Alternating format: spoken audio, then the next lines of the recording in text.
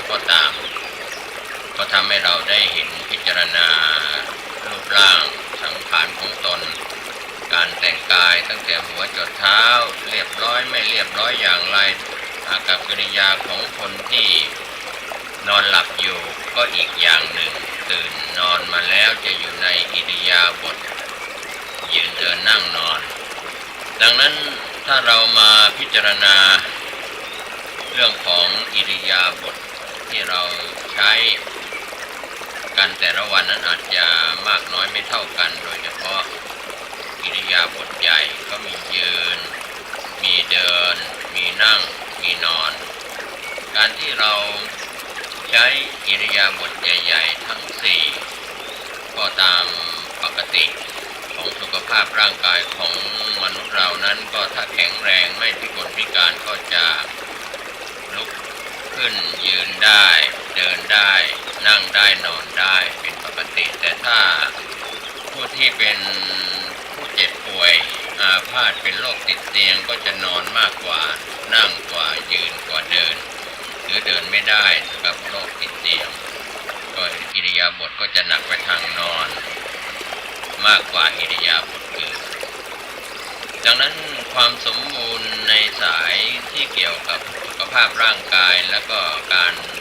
ปรับในด้านความรู้สึกนึกคิดทางจิตใจของท่านผู้ฟังเนี่ยนะครับก็มีส่วนจากอิริยาบถเพราะว่าเราใช้มากน้อยไม่เท่ากันบางคนเดินมากเกินไปบางคนยืนมากเกินไปบางคนนั่งมากเกินไปบางคนก็นอนมากเกินไปไม่พอดีไม่เป็นสปายะ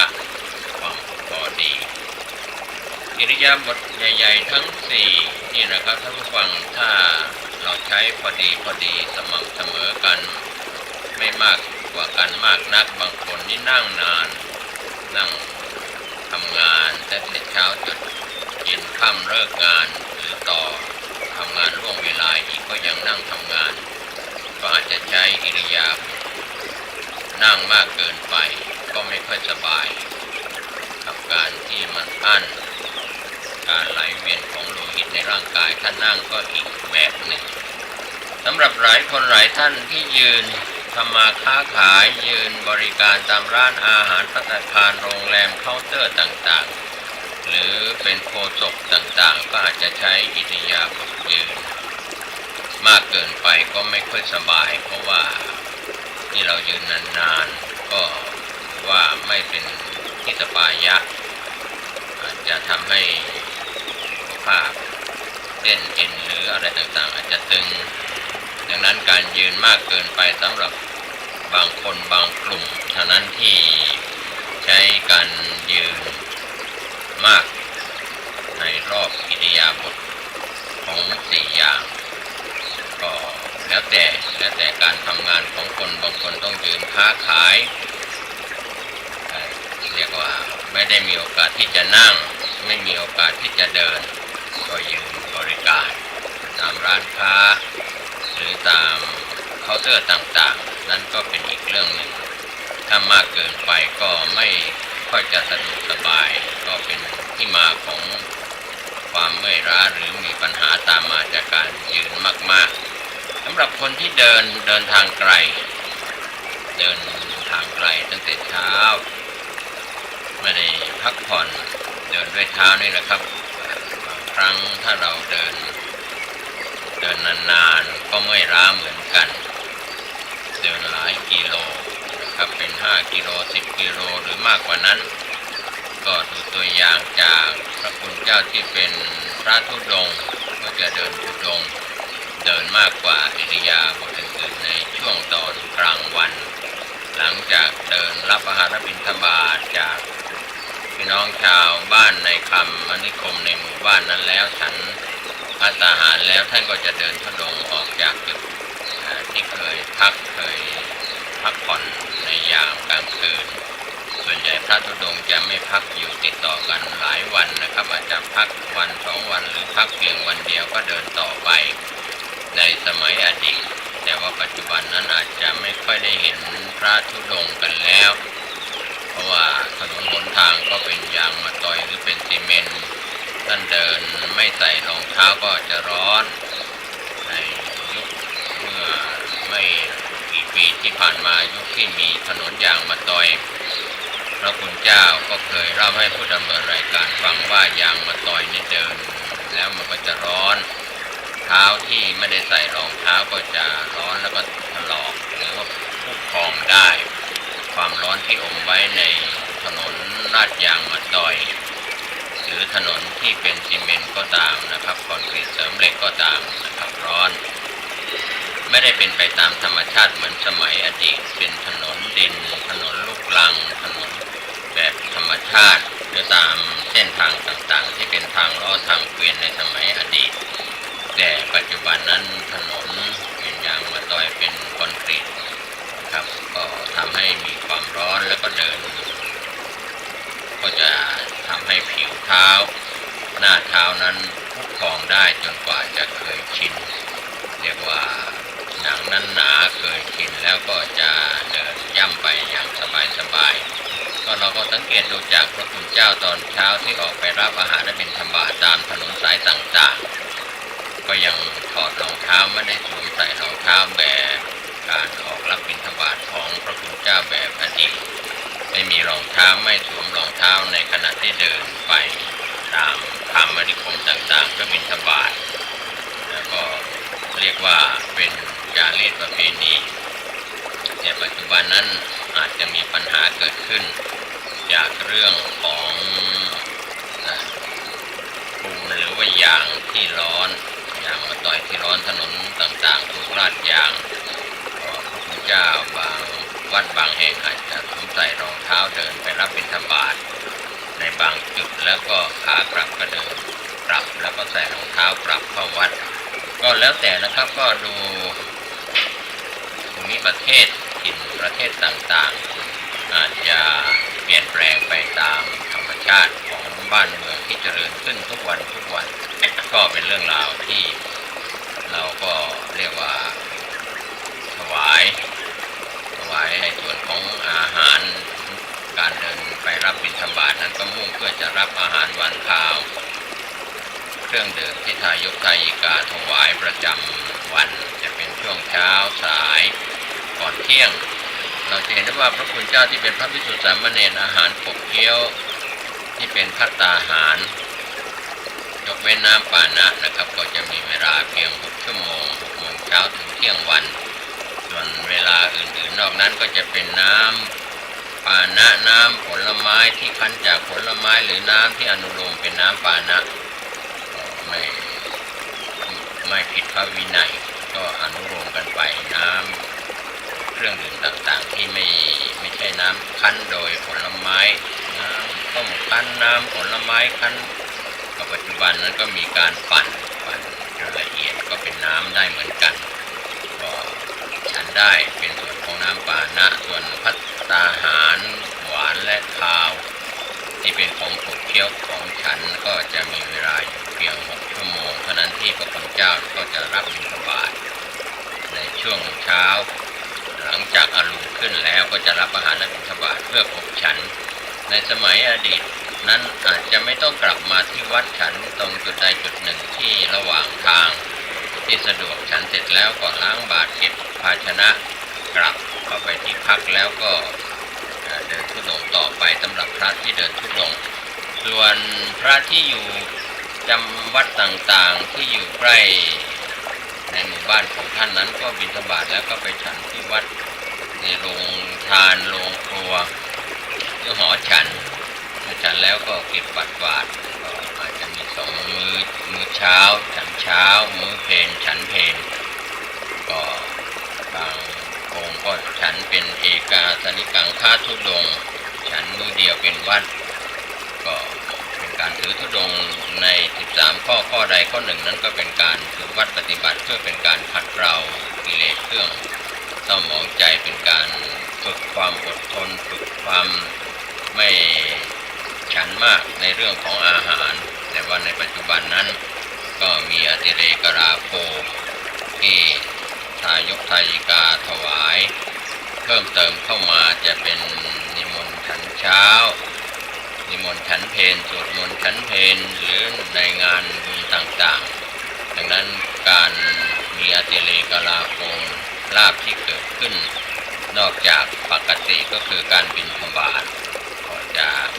เห็นว่าพระคุณเจ้าบางรูปนั้นท่านตอนเช้าท่านก็จะออกรับอาหารและบิณฑบาตเดินออกรับบิณฑบาตทุกวันก็เป็นโคจรสปายะในส่วนตัวของท่านต้องออกจากวัดหรือจากที่อยู่อาศัยจะเป็นที่พักสงฆ์ที่ในป่าในถิ่นที่ท่านไปก็แล้วแต่ก็ถือว่ามีชาวบ้านสร้างอาคารบ้านเรือนอยู่ในจุดใดก็เดินย้อนไปโดดย้อนไปเพื่อไปรับอาหารและบิณฑบาตพระคุณเจ้าที่เดินไปนั้นก็มีอาการสำรวมไม่ได้ร้องขอไม่ได้ประกาศนายกทายิกาพูดจะทำบุญใส่บาตรก็รู้ความประสงค์ว่าการเดินมาของพระภิกษุสามเณรนั้นต้องการอาหารเครื่องดื่มของที่ควรแก่สมณะบริโภคควรแก่การที่พระภิกษุสามเณรจะฉันได้ตามความเหมาะสมก็ได้จัดเตรียมบางภาคก็เป็นข้าวนึ่งข้าวเจ้าก็ตักบาตรใส่ข้าวนึ่งใส่ตักบาตรใส่ข้าวเจ้าใส่ในบาตรก็ปัจจุบันนั้นเราใช้ถุงพลาสติกกันที่เป็นส่วนใหญ่ตักข้าวนำข้าวเจ้าข้าวเหนียวข้าวนึ่งใส่ถุงพลาสติกกับข้าวก็ใส่ถุงพลาสติกที่เป็นส่วนใหญ่เพื่อไม่ให้ไปปนกันในบาตรก็เป็นการรับบิณฑบาตยุคใหม่ในสมัยอดีตนั้นอาหารหวานข้าวก็ตักใส่ลงไปในบาตรท่านก็เลยไปฉันรวมกันทั้งหวานทั้งข้าวเพราะว่าการที่จะแยกอาหารประเภทข้าวประเภทหวานเครื่องดื่มนั้นก็ไม่ค่อยจะมีภาชนะเพราะท่านมีบาตรใบเดียวที่ไปรับบาตรจากอายุทยิกาศรัทธาชาวบ้านเมื่อชาวบ้านมีอาหารอย่างไรมีข้าวมีน้ำข้าวนมเนยผลไม้รากไม้อย่างไรก็ใส่อย่างนั้นนี่ก็เป็นเรื่องของสปายะที่ผู้ดำเนินรายการแล้วก็ปฏิราครูบาอาจารย์ปราชญ์ชาวบ้านก็พยายามที่จะบอกกล่าวให้เห็นความสำคัญก็ในสปายะทั้งหลายเหล่านั้นที่พระอริยเจ้าถือปฏิบัติกันมาแล้วก็ยังคงปฏิบัติกันต่อไปก็ตัวเรียกว่าตราบเท่าทุกวันนี้นะครับไม่จนถึงปัจจุบันก็ยังถือกันอยู่โดยเฉพาะการปฏิบัติในธรรมะสปายะนะครับให้สะดวกสบายในการเจริญพระกรรมฐานนั่งสมาธิเดินจงกรมการไหว้พระสวดมนต์กับแผ่เมตตาก็จะมีพระคุณเจ้าตามวัดต่างๆนำวัดเช้าวัดเย็นหรือถ้าไม่ได้เข้าไปที่วัดตัวท่านเองก็อาจจะมีห้องพระอยู่ที่บ้านเรือนของท่านที่ห้องทำงานของท่านก็ทำวัดเช้าวัดเย็นหรือทำวัดไหว้พระสวดมนต์พอสมควรแก่เวลาแล้วก็นั่งสมาธิตามสมควรแก่เวลาแล้วก็แผ่เมตตาก็เป็นการฝึกหัดดัดนิสัยในเรื่องของการไหว้พระเจริญเมตตาภาวนาเจริญพระกรรมฐานกันอย่างนี้ถือว่าเป็นเรื่องที่เป็นการฝึกฝนสันเลขาขัดเกลาสปายะที่เกิดขึ้นของพระคุณเจ้าซึ่งถือธรรมะสปายะเป็นหลักของการปฏิบัติพระกรรมฐานแล้วการโคจรออกรับอาหารบิณฑบาตก็อยู่ในข้อโคจรสปายะที่จะต้องจาริกไปบางครั้งก็ได้อาหารมากได้อาหารน้อยหรือไม่ได้เลยก็แล้วแต่ก็ต้องอดมื้อในมื้อนั้นถ้าไม่มีใครใส่บาตรอาจจะฉันแต่เพียงน้ำที่ติดตัวไปหรือบางครั้งก็เรื่องของน้ำนี่ขาดไม่ได้นะครับก็ทั้งฝ่ายบรรพชิตหรือพระอรหันต์เราก็เรื่องของการดื่มน้ำฉันน้ำนั้นก็เป็นเรื่องปกติน้ำเปล่าน้ำสะอาดเพราะว่าร่างกายต้องการน้ำอยู่ตลอดเวลาดังนั้นก็จะต้องมีกระติกน้ำในการที่พระคุณเจ้าเดินธุดงค์ไปตามถนนต่างๆสายต่างๆที่เดินทางไปเพื่อไปแสวงหาที่สงบเงียบวิเวกแล้วก็เหมาะแก่การที่จะเจริญพระกรรมฐานนี่พูดถึงย้อนรอยไปอดีตจะเป็นหลายปีอาจจะเห็นภาพเหล่านั้นตาม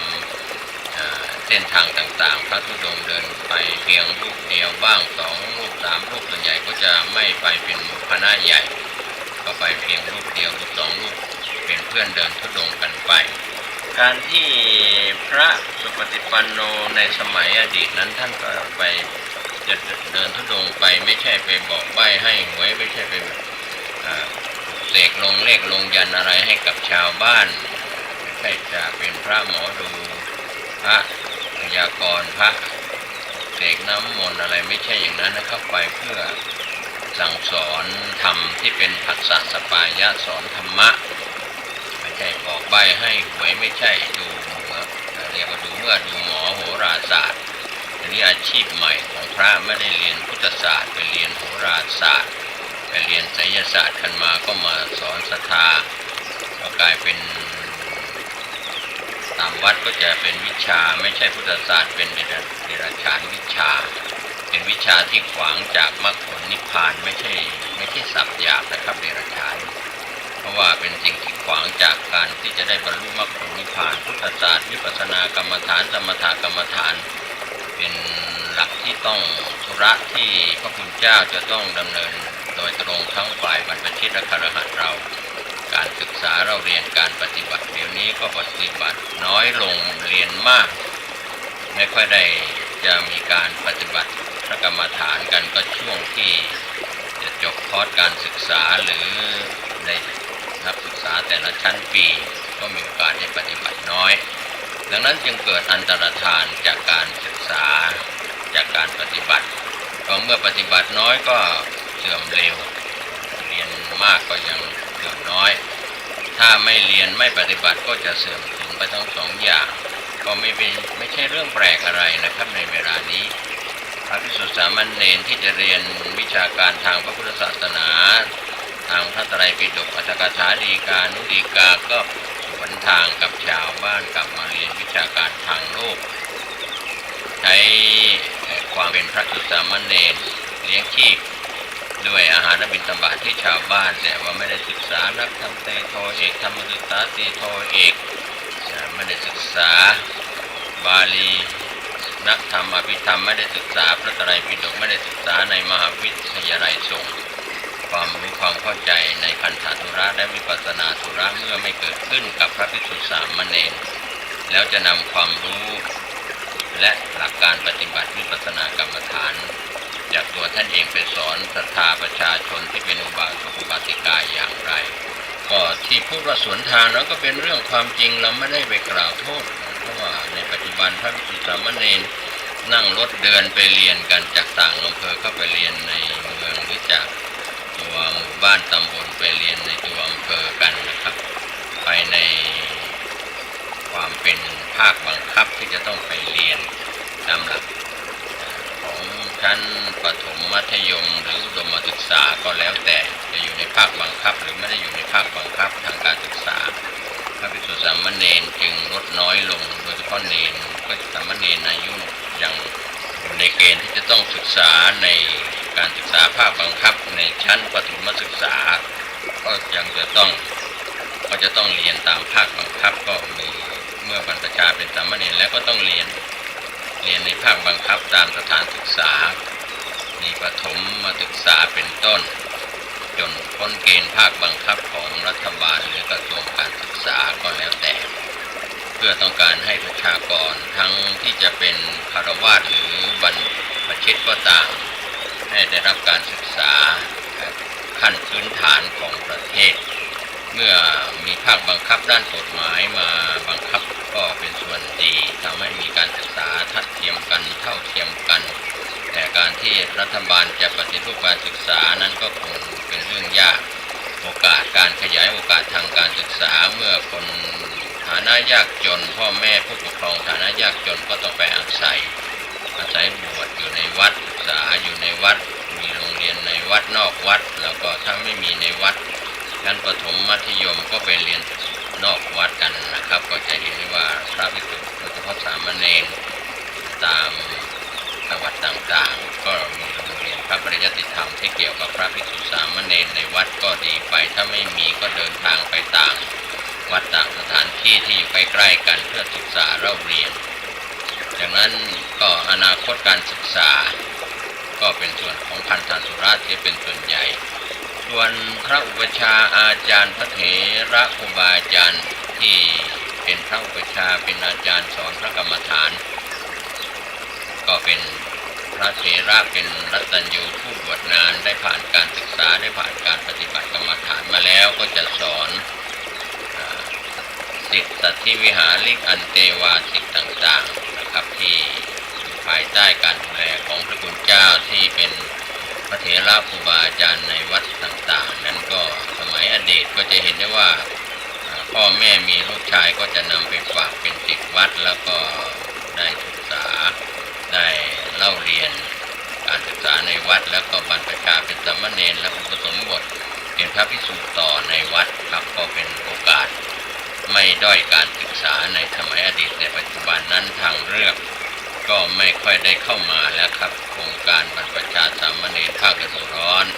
บวชกัน15 วันเดือนครึ่งเดือนก็แล้วแต่ก็พอเป็นนิสัยในช่วงปิดภาคเรียนก็ยังมีแล้วก็เริ่มลดน้อยลงไปไม่ว่าจะเป็นพี่น้องคนไทยในภาคต่างๆก็ยังมีโครงการบรรพชาสามเณรภาคฤดูร้อนอยู่ก็ลูกหลานของท่านส่วนใหญ่ก็ช่วงซัมเมอร์ปิดภาคเรียนปกติก็จะไปเรียนพิเศษภาคซัมเมอร์กันนะครับก็ไม่ค่อยได้มีโอกาสไปศึกษาหรือเข้าไปอบรมบ่มนิสัยก็ยังมีอยู่นะครับตอนเช้าช่วงเดือนมีนาเมษายนนั้นก็จะเห็นสามเณรบวชใหม่ภาคฤดูร้อนมีพระอาจารย์พี่เลี้ยงสามเณรพี่เลี้ยงพาไปรับอาหารบิณฑบาตหรือพาไปปฏิบัติธรรมในสถานที่ต่างๆที่นอกไปจากวัดที่ตนเองได้อยู่อาศัยก็เรื่องราวต่างๆเหล่านี้นะครับก็ถือว่าผสมผสานกันก็เรียกว่าเสื่อมมากกับเสื่อมน้อยดีกว่าเสื่อมทั้งหมดทั้งการศึกษาทั้งการปฏิบัติโดยเฉพาะด้านกรรมฐานด้านฝึกสมาธิด้านจิตใจก็หลวงปู่ครูบาอาจารย์ทั้งหลายก็ยังพร่ำสอนกรรมฐานมีอยู่ในประเทศไทยหรือในประเทศเพื่อนบ้านที่อยู่กับประเทศไทยหรือในต่างแดนก็ตามดังนั้นที่เรามาแบ่งปันความคิดกันวันนี้ว่าถ้าเราไม่ปฏิบัติให้เกิดขึ้นกับตัวกับตนของเราเราเป็นพ่อเป็นแม่เป็นลุงป้าน้าอาเป็นพี่เป็นน้องหรือเป็นพระเถระครูบาอาจารย์เป็นพระภิกษุสามเณรก็ตามถ้าไม่ได้เคยเจริญพระกรรมฐานจะสอนกรรมฐานได้อย่างไรไม่เคยเรียนในส่วนของคันธทุระในบาลีนักธรรมอภิธรรมหรือศึกษาในพระไตรปิฎกอัตถกถาฎีกานุฎีกาต่างๆจะสอนได้อย่างไรก็เหมือนกับวิชาการทางโลกท่านจบศาสตร์ต่างๆที่มีอยู่ในมหาวิทยาลัยหรือวิทยาลัยก็ตามหรือสถาบันการศึกษาต่างๆศาสตร์เหล่านั้นเมื่อจบมาแล้วก็สอนตามศาสตร์ที่ตนเองได้เคยศึกษาเราเรียนมาเช่นเดียวกันก็พระสุปฏิปันโนที่เจริญพระกรรมฐานจะเป็นพระป่าพระบ้านก็ตามท่านเคยผ่านการปฏิบัติเคยนั่งสมาธิเคยเดินจงกรมเคยปฏิบัติก็ยังถือหลักสปายะทั้งหลายไม่ว่าจะเป็นโคจรสปายะการท่องเที่ยวไปก็คือการเดินทุดงค์แต่ส่วนใหญ่การออกรับบิณฑบาตของพระภิกษุสามเณรก็โคจรออกจากวัดทุกวันตามเส้นทางต่างๆนั้นก็เป็นเรื่องดีส่วนผัสสะสปายะผัสสะสปายะพอสมเอานี่ก็คือคำพูดคำสอนผู้ที่เป็นครูบาอาจารย์ก็สอนสั่งลูกศิษย์ลูกหาศรัทธาประชาชนก็เป็นการเผยแผ่หลักธรรมคำสอนปัจจุบันก็มีสื่ออินเทอร์เน็ตสื่อออนไลน์สื่อทางดาวเทียมสื่อต่างๆก็ช่องทางธุรกิจนั้นประมูลกันก็ไม่มีสื่อของธรรมะก็นานๆจะนิมนต์พระไปบรรยายธรรมปาฐกถาธรรมสักเล็กน้อยพอเป็นกระแสแต่เวลาอื่นๆก็เป็นเวลาธุรกิจยัดเยียดด้วยธุรกิจโฆษณาดังนั้นสื่อที่เราผลิตได้เป็นสื่อเผยแผ่ธรรมะไม่ว่าจะเป็นวิทยุกระจายเสียงสิ่งพิมพ์โทรทัศน์ดาวเทียมหรือดิจิตอลก็ตามเราก็คงจะช่วยกันทำงานเผยแผ่พุทธศาสนาทั้งกลางวันกลางคืนเพื่อให้ก่อเกิดประโยชน์กับคนในโลกนี้ไม่ใช่เฉพาะพระพุทธศาสนาในประเทศไทยวันนี้ก็แบ่งปันความคิดดีๆผมเกษตรเพชรสำริดหวังว่าพี่รู้สองน้องรู้หนึ่งที่จะช่วยกันเสริมสร้างปัญญานำสู่การปฏิบัติแล้วก็เผยแผ่หลักธรรมคำสอนสุขกายสุขใจโดยทั่วหน้ากันสวัสดีครับครับในช่วงนี้ผมเกษตรเพชรสำริดก็ได้นำ เรื่องราวที่เป็นเรื่องของนิติธรรมครับก็ถือว่าเป็นธรรมะที่เกี่ยวข้องกับความมั่นคงของพระพุทธศาสนานิติรัฐนั้นเป็นความมั่นคงของประเทศชาติบ้านเมืองก็จะต้องมีกฎหมายมาเป็นตัวกำกับให้ชัดเจนและก็แน่นอนอันนี้ก็เป็นส่วนสำคัญถ้านิติรัฐนิติธรรมหรือนิติธรรมนิติรัฐนั้นยังไม่มั่นคงความมั่นคงหรือความเสื่อมสลายนั้นก็จะสั่นคลอนแล้วก็ปรากฏเกิดขึ้นได้ง่ายเราจะเห็นได้ว่าในขณะนี้มีเหตุเพศภัยต่างๆที่เกิดขึ้นเรื่องของดินน้ำลมไฟที่แปรเปลี่ยนครับก็เรียกว่าเดี๋ยวร้อนเดี๋ยวหนาวเดี๋ยวมีพายุมีแผ่นดินไหวครับในช่วงที่ผ่านมาเราเห็นโศกนาฏกรรมที่เกิดขึ้นที่ประเทศเฮติก็ถือว่าเป็นความเศร้าใจของความเป็นมนุษยชาติ